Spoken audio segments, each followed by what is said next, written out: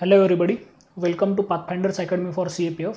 जैसे कि आप सभी जानते हैं, हमने एक नया कोर्स अभी लॉन्च किया है जिसका नाम है फास्ट ट्रैक कोर्स। तो उस कोर्स में फ़िलहाल हम हिस्ट्री सब्जेक्ट पढ़ रहे हैं। So little information about our academy. 2018 was the glorious year. On that year, there were 120 selections from our academy in the CAPF services. This is the photo of our mentor, Dr. Prashant Jagtap. He is ex-assistant commandant, CISF. About him, he is a passionate teacher, professional soldier, and qualified doctor and psychologist. He is an MBBS MA Psychology by qualification and pursuing MA Security and Defense Laws from Nalsar University of Law. He is author of 3 best-selling books for CAPF Assistant Commandant preparation for McGraw Hill Publications. He joined CISF in 2014 after cracking UPSC CAPF Assistant Commandant exam in 2012 with All India rank 80. He has served in CISF for 5 years as assistant commandant. He has previously worked as medical officer on class 1 rank with Government of Maharashtra and as assistant lecturer in forensic medicine in RCSM Government Medical College, Kolhapur, Maharashtra. This is little information about me. My name is Utkarsh Tamburi. I have 2+ years of experience of both online and offline teaching. I am preparing for the civil services with history as an optional subject. So last lecture में हमने देखा था मुग़ल सल्तनत जो थी वो peak पे कब गई और उसका डिक्लाइन कैसे हुआ। ओके, तो उससे पहले हमने एक चीज़ देखी थी जिसका नाम था सल्तनत। तो सल्तनत में हमने बहुत सारी अलग अलग डिनेस्टीज़ देखी थी। तो वन ऑफ द डिनेस्टीज़ उस टाइम पे जो थी जिसका नाम था तुगलक डिनेस्टी। और तुगलक डिनेस्टी जो है उसके टाइम पे उसका एक वन ऑफ द सुल्तान था जिसका नाम था मोहम्मद बिन तुगलक। MBT भी कहा जाता है इसको, मोहम्मद बिन तुगलक। तो इसके बारे में हमने देखा था कि इसने 2-3 बड़े बड़े ब्लंडर किए थे। उसमें से वन ऑफ द ब्लंडर जो था कि इसने दिल्ली की जो कैपिटल है ऊपर से वो शिफ्ट की कहाँ पे, डेक्कन में, दौलताबाद में। हुआ क्या था, दिल्ली जो थी वो नॉर्थ में थी और जो MBT था उसका एम्पायर स्लोली साउथ में भी बढ़ रहा था। तो उसकी वजह से इसको क्या लगा, जितना इसका बड़ा एम्पायर होगा उसके सेंटर में जो है उसकी कैपिटल होनी चाहिए। पर प्रॉब्लम क्या था, बीच में आता था यहाँ पे विंध्यास, दिल्ली और दौलताबाद के बीच में है विंध्यास। तो उसकी वजह से जब MBT ने उसकी कैपिटल दिल्ली से दौलताबाद में शिफ्ट की तो ड्यू टू विंध्यास नॉर्थ में उसका कंट्रोल कम होने लगा। तो फिर से हुआ क्या, नॉर्थ में जो स्मॉल किंग्स थे उस टाइम पे उन्होंने खुद को इंडिपेंडेंट डिक्लेयर करना चालू कर दिया। उसकी वजह से फिर से MBT को उसकी कैपिटल दिल्ली में शिफ्ट करनी पड़ी। ओके, तो अब बंदा दिल्ली तो गया पर ये साउथ में फिर से क्या हो गया, जैसा कि नॉर्थ में हुआ। नॉर्थ में क्या हुआ था, इंडिपेंडेंस डिक्लेयर करना चालू कर दिया था। तो साउथ में भी वैसा हुआ। तो साउथ में जो स्मॉल किंग्स थे जिनको कहा जाता था उस टाइम पे नायकाज, तो उन्होंने खुद को इंडिपेंडेंट प्रोक्लेम करना चालू कर दिया। अब जब ये दिल्ली में था तो ऑब्वियसली दिल्ली वाला जो रीजन है it is a doab region, यानी कि यहाँ पे 2 रिवर्स जाती है, गंगा और एक यमुना, और इनके बीच वाला रीजन जो है वो सबसे फर्टाइल है। तो ये रीजन जो है it is a rich for the revenue और द टैक्स कलेक्शन और the sources of the taxes. तो उसकी वजह से MBT ने सोचा कि अगर साउथ में इसका एम्पायर अगर कड़ी भी जाता है या फिर ब्रेक हो जाता है, स्टिल उसके पास रेवेन्यू का सबसे बड़ा सोर्स है, and due to that he remain in the Delhi. Okay, तो हुआ क्या साउथ में, जब छोटे छोटे नायकाज उनको इंडिपेंडेंट डिक्लेयर करने लगे तो slowly there was the rise of 2 important state in Deccan and south India. पहला था विजयनगर और second was the Bahmani, and both were the kingdoms initially, but Vijayanagar जो था slowly this became the empire and Bahmani remain as a kingdom. तो अभी इन दोनों के बारे में स्मॉल इंफॉर्मेशन देखते हैं। अभी विजयनगर एम्पायर कब चालू हुआ था, 1336 में ड्यूरिंग MBT। ख़त्म कब हुआ, 1672 AD में। और इनके जो सक्सेसर्स है they are considered as the royal family of the Mysore of the Karnataka. Mysore में जो रॉयल फैमिली है they are considered as a successor of the Vijayanagar empire. Okay, here you can see the map, पूरा का पूरा साउथ इंडिया जो था, यानी कि आज के 3 इंपॉर्टेंट स्टेट, 4 होते वैसे, एक है कर्नाटका, दूसरा है Andhra, third is Tamil Nadu and fourth is Kerala. तो ये 4 स्टेट का जो टोटल पार्ट था आज के 4 स्टेट वो विजयनगर एम्पायर के अंडर आ चुके थे। So Harihara and Bukka are consider as a founder of Vijayanagar city in 1336। This city situated on a south bank of Tungabhadra, okay, और इनकी कैपिटल थी Hampi. Hampi was the capital city of the Vijayanagara empire.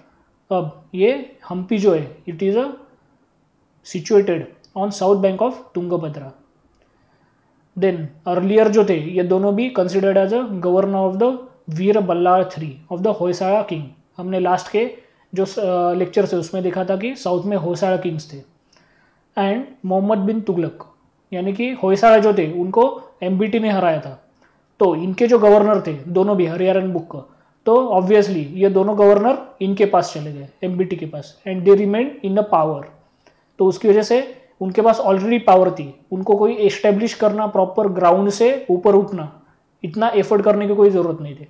And this became the main base for the rising of the Vijayanagar kingdom जो बाद में empire में convert हुआ था। Okay, उसके बाद there are various dynasties in the Vijayanagar empire. जैसे कि हमने देखा था दिल्ली सल्तनत में there were various dynasties like slave dynasty, उसके बाद Khilji dynasty, then Tughlaq dynasty. तो सेम डिनेस्टीज जो है वो एम्पायर में भी हमें देखने को मिलते हैं साउथ के विजयनगर एम्पायर में। ओके, सबसे पहली जो डिनेस्टी उसको कहा जाता है संगमा डिनेस्टी यानी कि हरिहरन बुक की dynasty.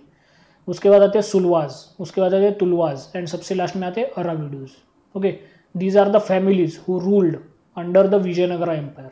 Okay, then initially this was the cooperative commonwealth of small state. मैंने कहा था कि साउथ में जब एमबीटी ने दौलताबाद में उसकी कैपिटल बनाई थी और बाद में वो नॉर्थ में गया था, तो साउथ में जो स्मॉल किंग्स थे या फिर लोकल चिफ्टेंस थे उनको कहा जाता था नायकाज।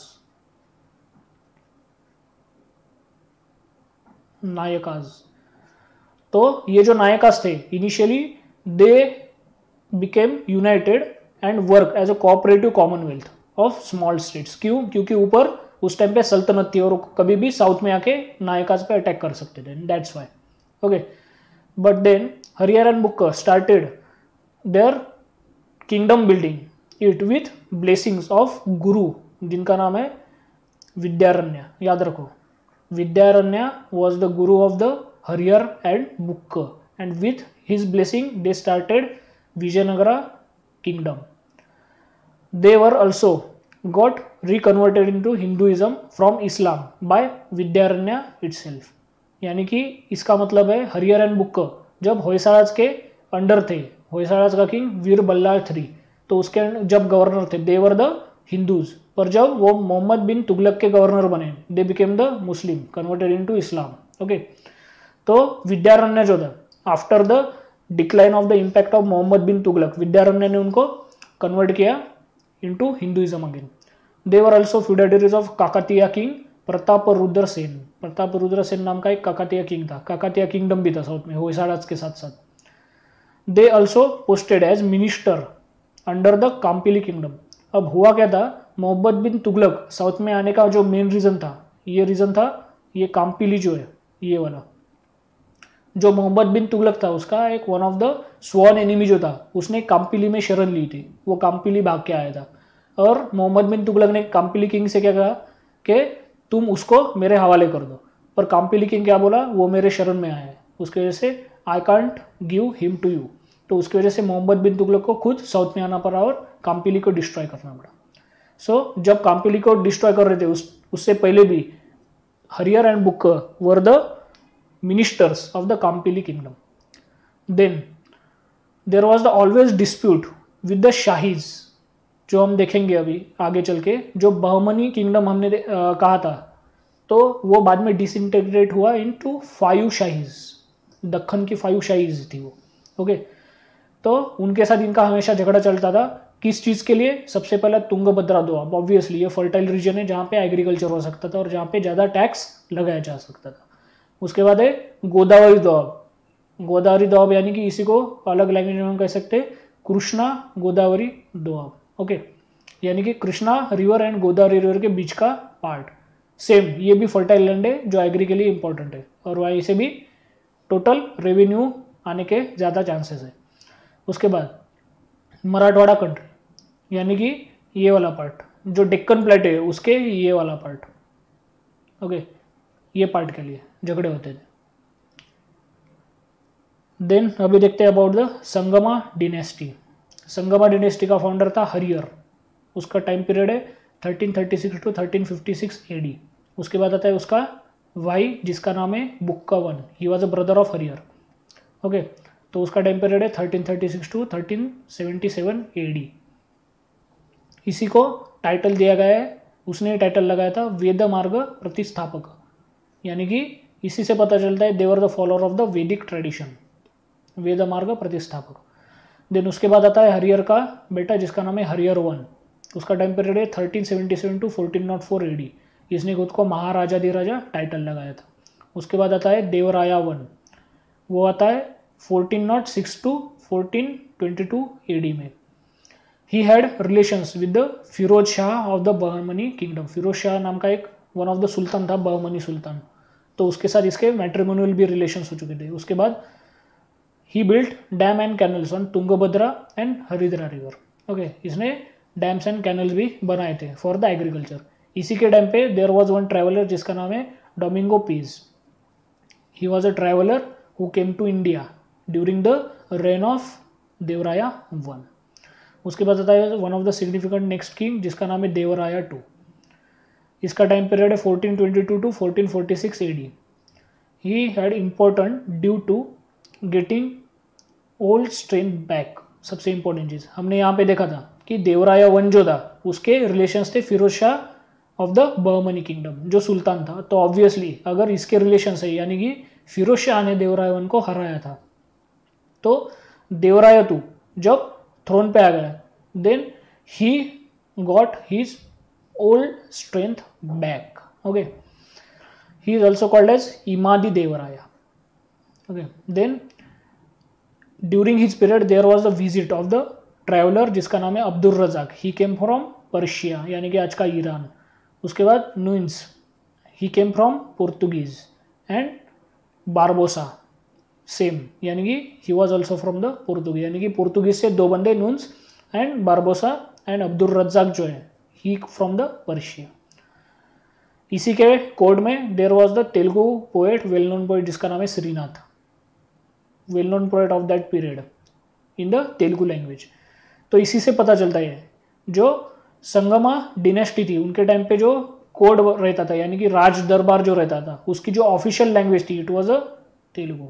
Okay, then Devaraya II also employed 2000 Muslim soldiers who were the specialists in the archery. Okay, and also gave jagiris to them. ऐसा नहीं था कि यहाँ पे सिर्फ नॉन मुस्लिम्स ही थे, there were also skilled Muslim soldiers during the Devaraya two. और यहीं से एक्चुअल में विजयनगरा की जो आर्मी है उसका एक्सपांशन चालू हो जाता है। He was also called as Jagat Betekar, यानी कि hunter of elephant. Then he wrote Sudhanidhi play, it is a drama, and he also wrote the comments on the Brahma Sutra.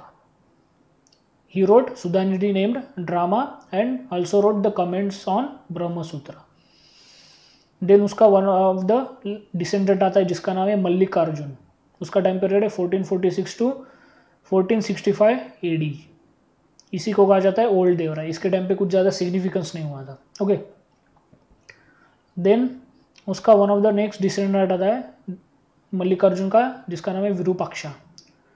इसका टाइम पीरियड है 1465 टू 1485 एडी। इसी का time पे जो capital थी this remain continue as a Hampi on a bank of Tungabhadra.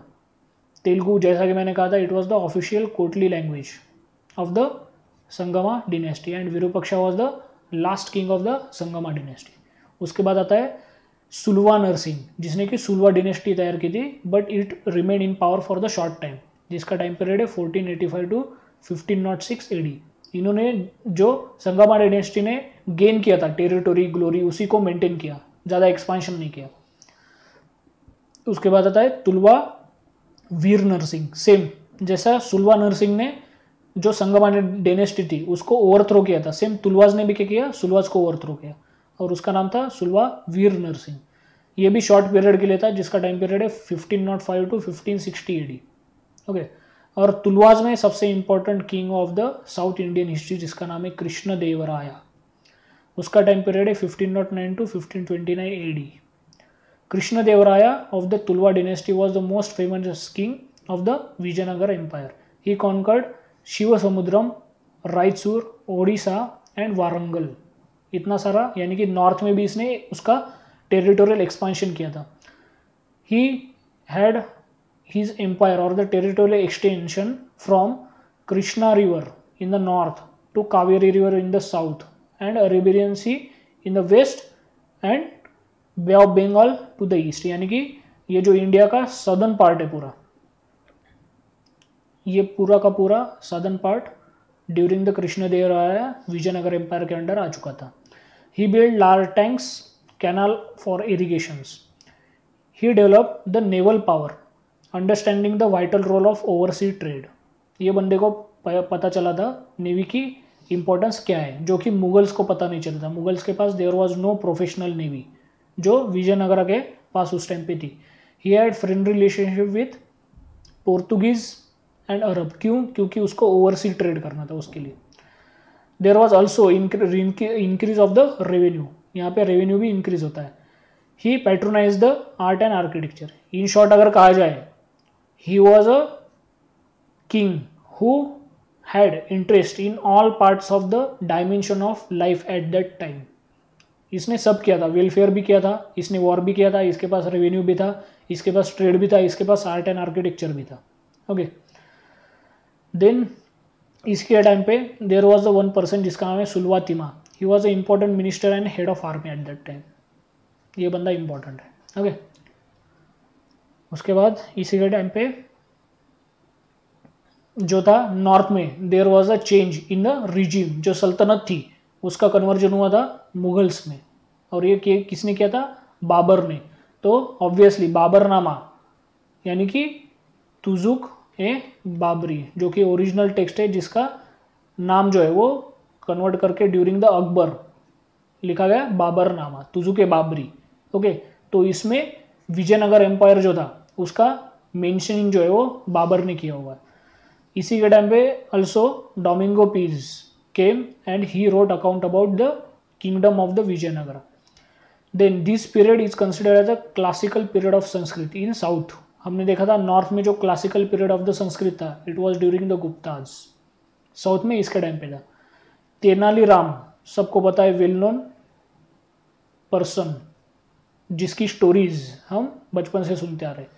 So for the first time in the south India he wrote Panduranga Mahatmyam, and this was the first book on a Panduranga. Panduranga नाम का एक one of the south Indian god है.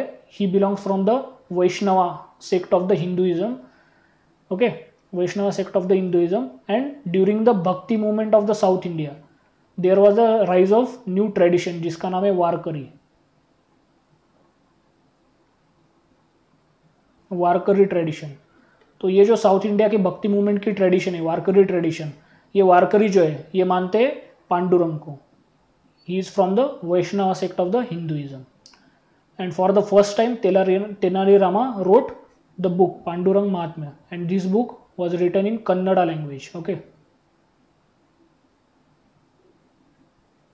Kannada.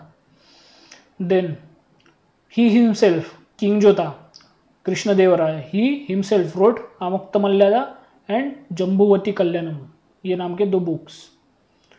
Then he contended Portuguese, यानी कि Portuguese को defeat किया था. He also defeated Bijapur in 1520 AD.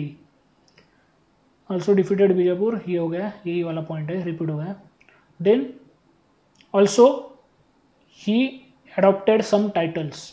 Okay, कौन से थे?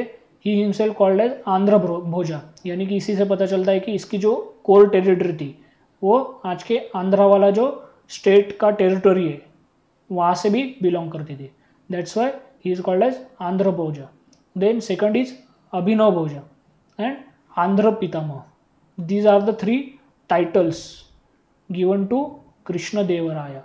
ओके. उसके बाद उसके टाइम पे there were the 8 important persons जिनको 8 ज्वेल्स भी कहा जाता है, और उस टाइम पे उनको कहा जाता था अष्टदिग्गज. दिग्गज यानी कि सीनियर्स. ओके, अष्टदिग्गज. सबसे पहला था Allasani Peddana. He was the author of Manucharitam known as Andhra Kavi Pitamaha. Okay, यानी कि ही वॉज अ पोएट, क्योंकि यहाँ पे कवि आए.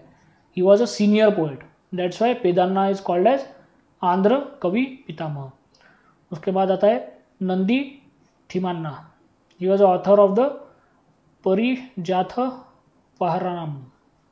इस बुक का वो ऑथर था. उसके बाद था मदायगारी मल्लान्ना.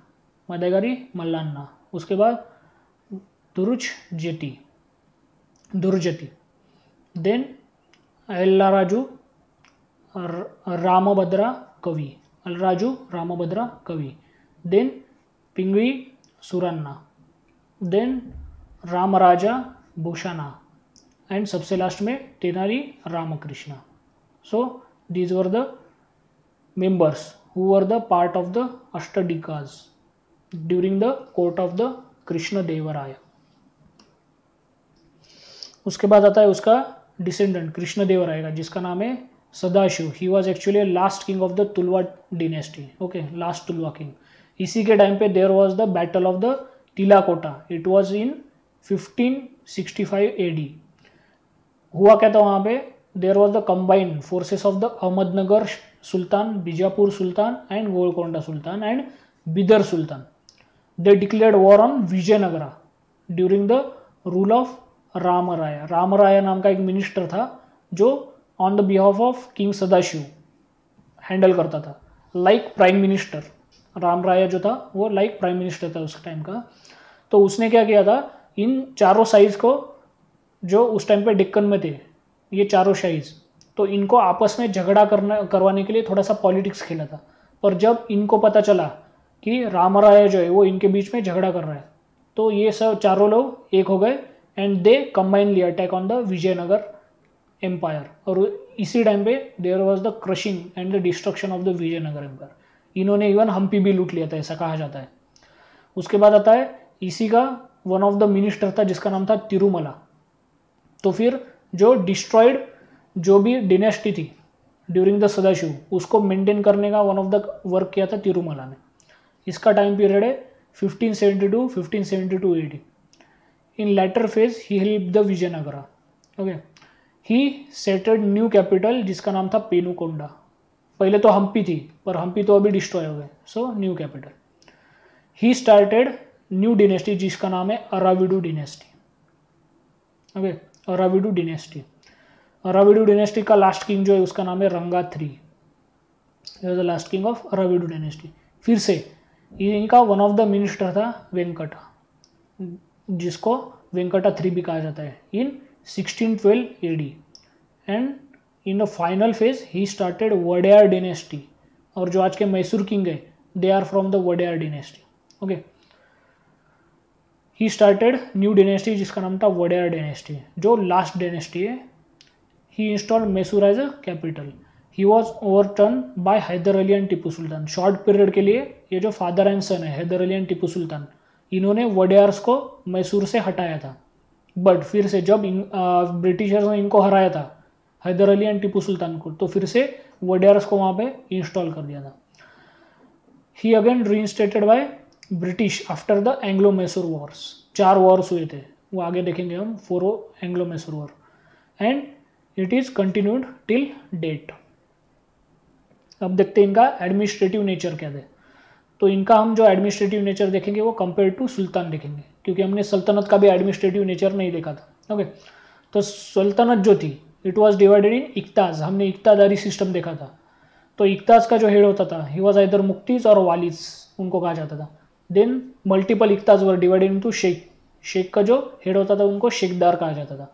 Multiple shiq were divided into multiple parganas, उसका हेड था अमील. देन परगनाज, मल्टीपल परगनाज जो थे देवर मल्टीपली डिवाइडेड इनटू 84, यानी कि जनरली 84 विलेजेस का एक वन ऑफ द ग्रुप था. आज के टाइम पे हम इसको ब्लॉक भी कह सकते हैं. लोकल लेवल पे जो ब्लॉक सिस्टम होता है पंचायती राज में, वो भी हम इसको कह सकते हैं. और सबसे लास्ट में आता था grama was the local unit. Okay, so Vijayanagara का भी, विजयनगरा जो था उसका मेन जो सेंट्रल डिवीजन था वो होता था इन द राज्याज और द मंडलम, यानी कि प्रोविंसेस. उसके बाद नाडूज यानी कि डिस्ट्रिक्ट्स. देन स्थलाज यानी कि सब डिस्ट्रिक्ट, और सबसे लास्ट में ग्रामा। ग्रामा वॉज द बेस यूनिट, जैसा कि हमने यहाँ पे देखा था। इन दोनों में सेम है। अब मैंने एक चीज़ कही थी कि मोहम्मद बिन तुगलक जो है वो साउथ इंडिया में यहाँ तक आया था, यानी कि उसने कर्नाटका, यानी कि इन शॉर्ट अगर बोला जाए तो पूरा का पूरा साउथ का डेक्कन प्लेटू जो था उसने जीत लिया था। और उसके जाने के बाद ही यहाँ पे साउथ इंडिया का डिवीजन हुआ था। नॉर्थ में जो था, साउथ इंडिया के नॉर्थ में वहाँ पे थे बहमनीज और नीचे थे विजयनगराज। तो ऑब्वियसली जब मोहम्मद बिन तुगलक साउथ में आया था तो वो उसका स्टेट एडमिनिस्ट्रेशन जो था वो साउथ में लाया था, और both Bahmani and Vijayanagara kingdom rulers adopted the same administrative structure as a सल्तनत बट विथ मॉडिफिकेशंस। ओके, तो जो साउथ में जनरल्स थे हमने देखा था पहले, देवर द लोकल चिफ्टन और द रूलर्स, जिनको कहा जाता था Nayakas. Land was given as a payment, जिसको कहा जाता था अमरम। ओके, तो उसकी वजह से जो सिस्टम साउथ में थी स्पेशली इन द विजयनगरा, उसको कहा जाता था Amara Nayaka system. This is a same system which can directly relate to the iqtadari system. Iqtas में भी हमने देखा था कि उनको जो लोकल लेवल के रूलर्स थे या फिर जिनको कहा जाता था फ्यूडल्स या फिर सरदार, उनको लैंड दी जाती थी, तो वो क्या करते थे, पहले उनका खर्चा जो है वो लैंड से फुलफिल करते थे, और उनका खर्चा होने के बाद जो भी रिमेनिंग होगा वो सेंटर के ट्रेजरी में डालते थे। तो सेम यहाँ पे भी होता था, जो नायकास थे लोकल लेवल के चिफ्टन और द रूलर्स, तो उनको लैंड दी जाती थी, यानी कि अमरम जिसको कहा जाता है वो दिया जाता था, और उससे फिर वो उनके नीड्स जो थे वो फुलफिल करते थे, और जितना भी रिमेनिंग होगा रेवेन्यू वो बाद में सेंटर को देते थे। And that's why this is called as Amara Nayaka system. This is directly a replica of the सल्तनत एडमिनिस्ट्रेशन। इसमें क्या है, had to pay exchange and has to maintain troops. इनको कहा जाता था पलेयकार्स। ये जो लोग थे इनको पे भी करना होता था सेंटर को, और इनको ट्रूप्स जो थे लोकल लेवल पे वो मेंटेन भी करने होते थे। जैसा कि हमने मनसबदारी सिस्टम में देखा था ड्यूरिंग द अकबर, जो भी मनसबदार होते थे उनको उनके जात एंड सवार के हिसाब से ट्रूप्स को मेंटेन करना पड़ता। उसके बाद अयंगार सिस्टम नाम की एक सिस्टम इवॉल्व हुई थी ड्यूरिंग द विजयनगरा एम्पायर। इसमें होता क्या था, it was a 12 membered executive committee in village administration, यानी कि जो भी विलेज में लेजिस्लेटिव डिसीजंस होते थे उनको इम्प्लीमेंट करने का जो काम होता था ये 12 लोगों को में डिवाइड किया जाता है, या फिर 12 लोग जॉइंटली वो काम करते थे। And this system is called as Ayangar system. It was a hereditary, याद रखो।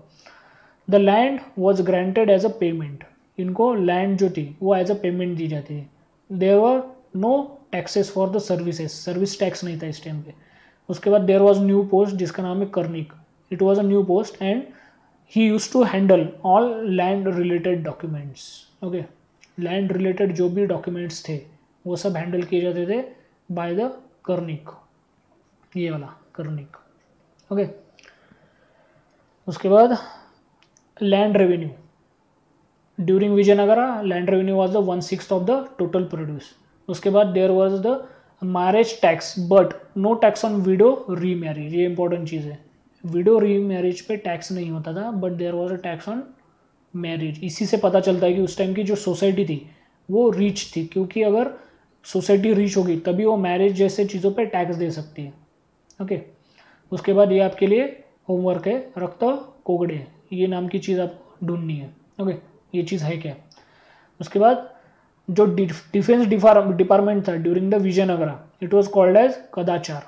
This was the defence department and was headed by Danda Nayaka और द सेनापति।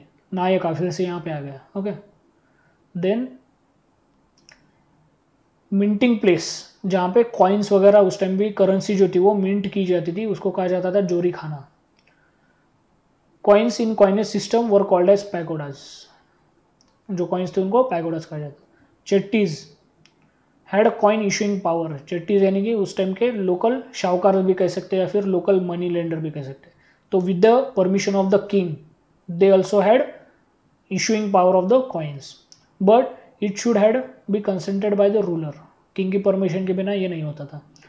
Then there were the huge migration during this period. क्यों? क्योंकि विजयनगरा जो था वो वेल्थ में स्लोली राइज हो रहा था, और वेल्थ में राइज होने की वजह से माइग्रेशन भी बहुत सारा हो रहा था वहाँ पे from the north which were called as Badavas. Then there was a large amount of slave trade on daily basis. याद रखो यहाँ पे भले ही they were the follower of the Vedic tradition, but there was the rise of slave trade during the Vijayanagara. और ये जो slave trade की ट्रेडिशन है ये उन्होंने अडॉप्ट की थी फ्रॉम द अरब्स। अरब में भी उस टाइम पे स्लेव ट्रेड होता था। Then they continued land grant practices, जो कि हमने बाद में ड्यूरिंग द मुगल देखा था, jagirdari system. Okay, then there was also proliferation of the devadasi practice. ये हमने पहले देखा था, devadasi practice. So this was about the Vijayanagara kingdom, जो बाद में एम्पायर बना और पूरा साउथ इंडिया जो था वो साउथ इंडियन पेनिनसुलर उनके अंडर आ चुका था। अभी ये जो पूरी डेवलपमेंट हुई थी ये हुई थी southern part of the Deccan, पर अभी वहाँ पे northern part of the Deccan रहा था।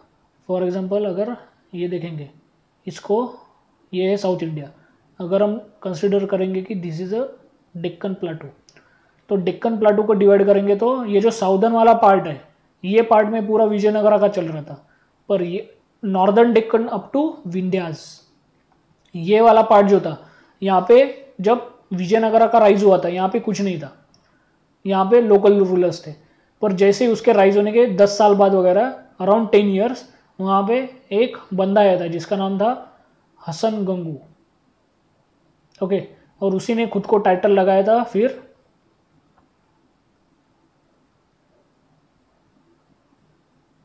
अलाउद्दीन बहमन शाह।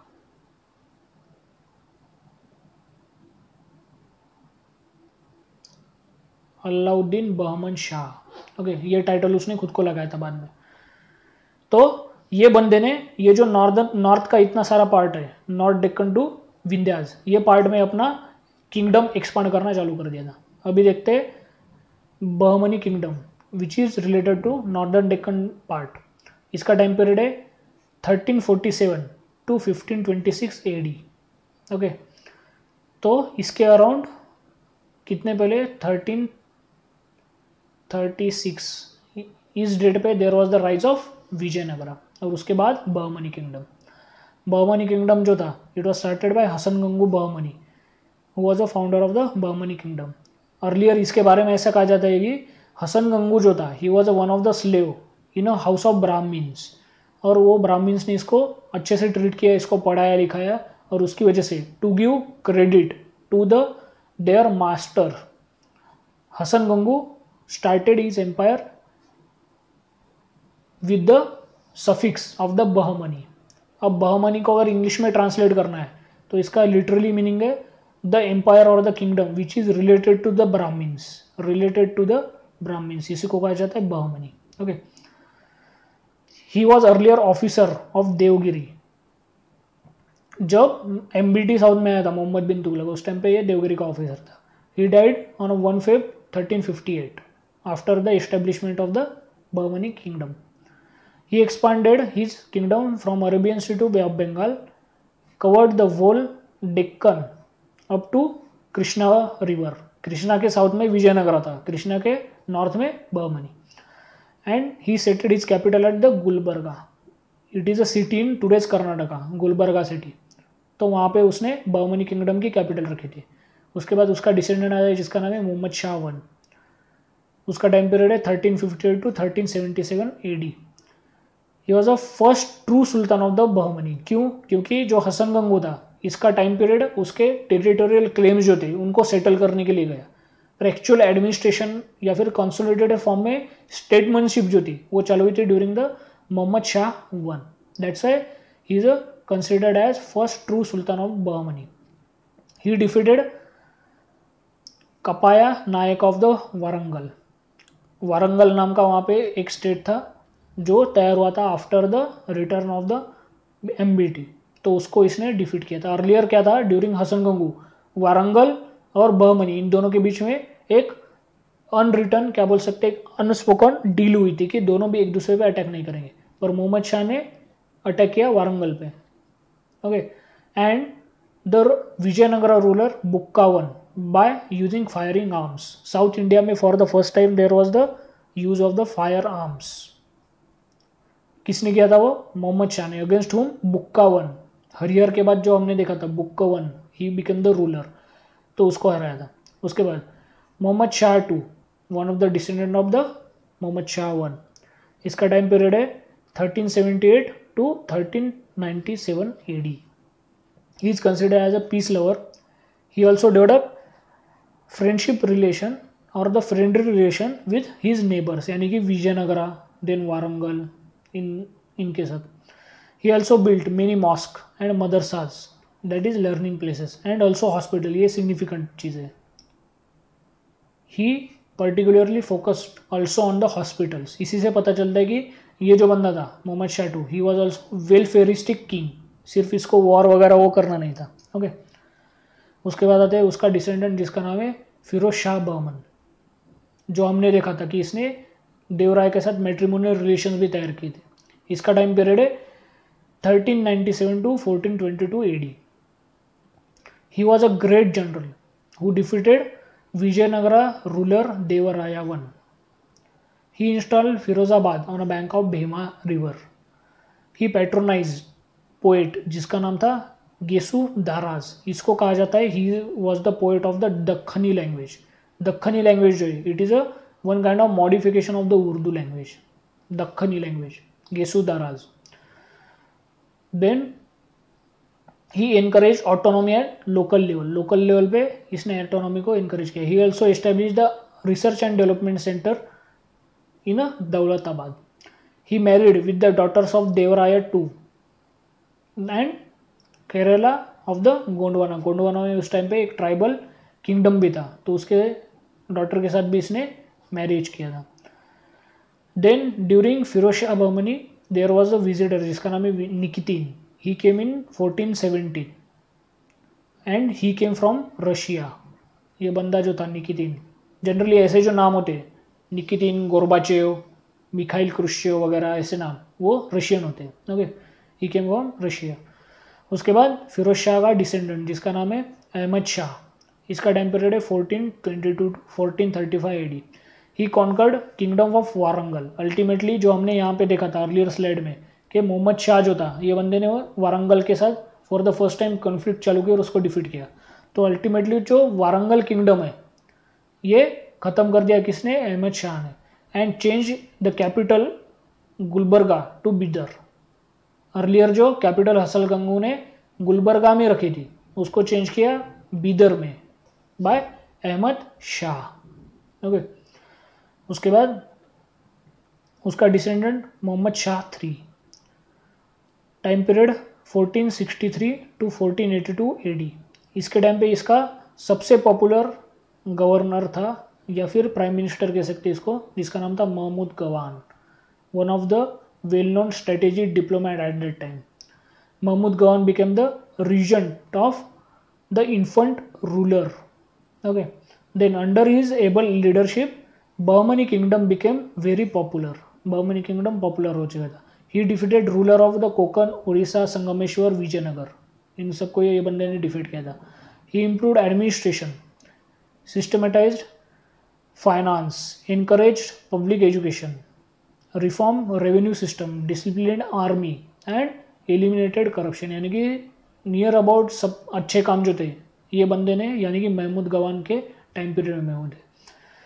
ही was titled as a Khwaja Jahan, उसको टाइटल दिया गया था. There was a change in balance of power due to loss of Warangal. तो अर्लियर होता क्या था, अभी थोड़ा सा डिप्लोमेसी देखते हैं साउथ इंडिया की.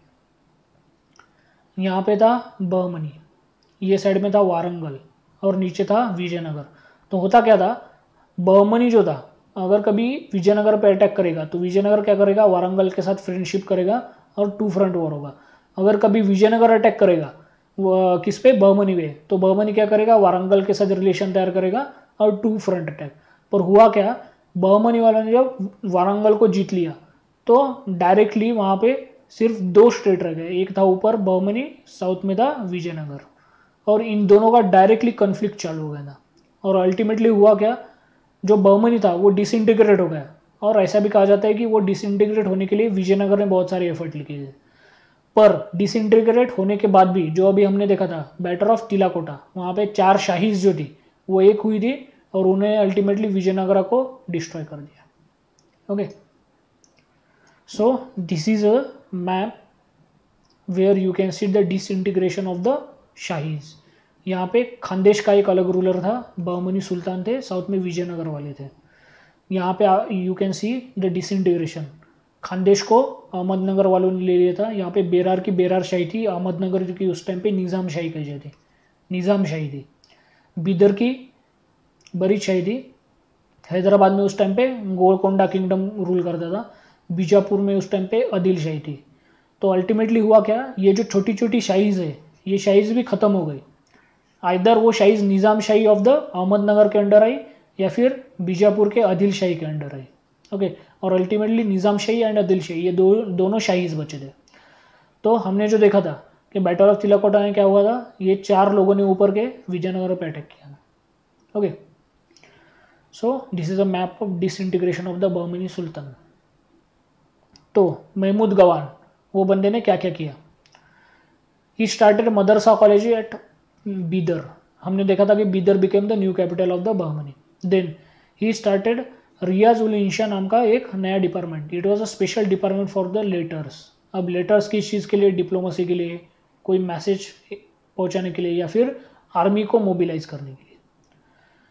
ही प्रमोटेड फिक्स्ड सैलरी। अर्लियर क्या होता था, सैलरी फ्लक्चुएट होती थी, तो उसकी वजह से ज़्यादा सैलरी मिले, इसके लिए जो उस टाइम के नोबेल या फिर सरदार कहे जाते वो थोड़े लाचार होते थे।